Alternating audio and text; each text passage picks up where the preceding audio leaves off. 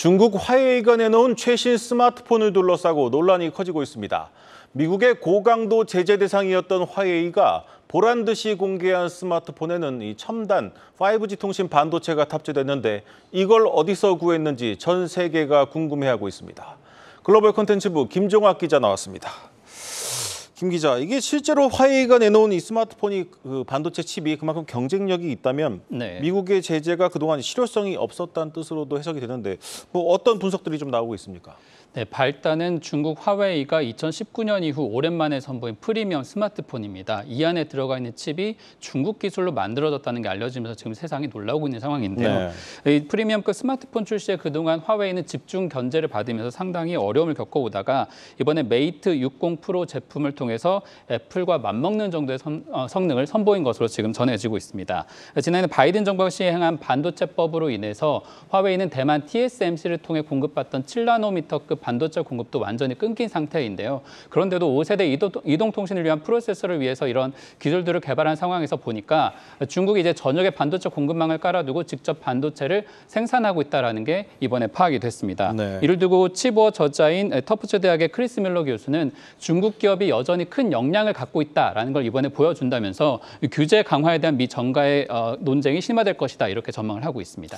네, 중국이 이 스마트폰 칩만 새롭게 선보인 게 아닙니다. 올해 전 세계 산업계의 화두가 된 인공지능 반도체에서도 엔비디아에 맞먹는 반도체를 내놨다, 성능을 달성했다 이런 얘기가 나옵니다. 이건 어떻게 봐야 되는 겁니까? 이 발언에 대해서는 조금 더 진위를 따져볼 필요가 있지만 어쨌든 중국이 상당한 자신감을 가졌다고 볼 수 있습니다. 현재 보도된 표현을 지금 이 내용을 보시자면 중국 화웨이의 GPU 반도체 성능이 엔비디아의 A100과 동등한 수준에 이르고 있다 이렇게 지금 얘기를 하고 있습니다. 이 발언을 한 인물은 아이플라이텍이라고 하는 회사의 류칭펑 회장인데 화웨이와 굉장히 협력 관계에 있는 회사이고 인공지능 기반 기술을 통해서 지원하고 있는 회사라고 볼 수 있습니다.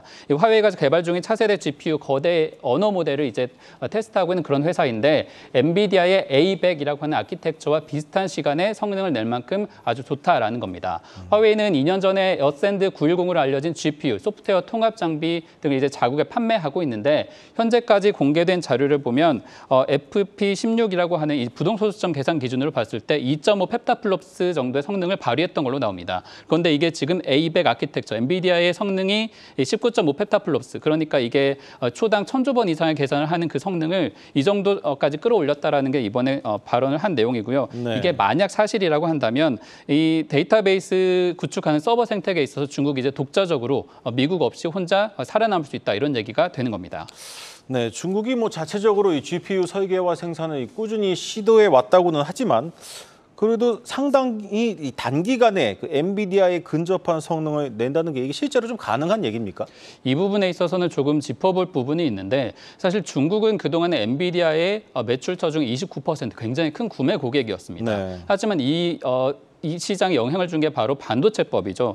미국이 이제 지난해 8월부터 이제 반도체법을 시행을 하면서 엔비디아 H100 그리고 기존의 A100 시리즈 같은 경우에도 수출을 거의 막거나 성능을 낮춰서 팔고 있는 상황이었습니다.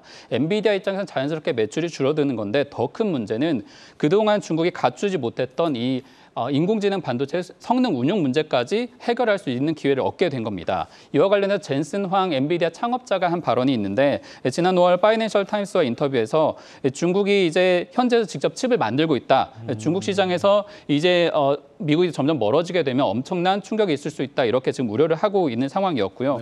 참고로 엔비디아는 본래 GPU도 잘 만들고 있지만 쿠다라고 하고 있는 이 플랫폼 기술도 상당히 뛰어납니다.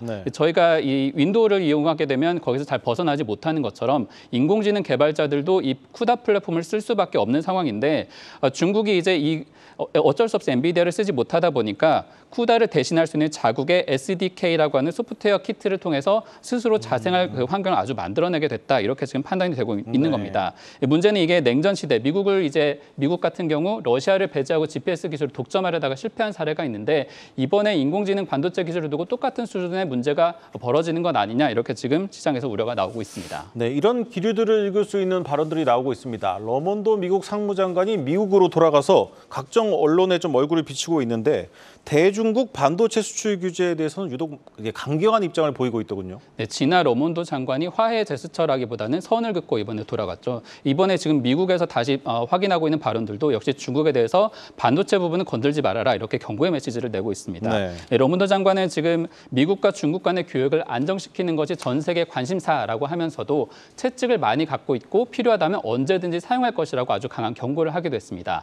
반도체 수출 통제는 군사적으로 쓰일 수 있는 인공지능 반도체 같은 경우 중국에 수출하는 일은 없을 것이다라고 재확인하면서 첨단 기술에 대한 투자 제한 입장도 지금 미국이 아주 강경한 입장이다 이렇게 밝히고 있습니다. 네, 잘 들었습니다. 이슈 플러스 김종학 기자였습니다.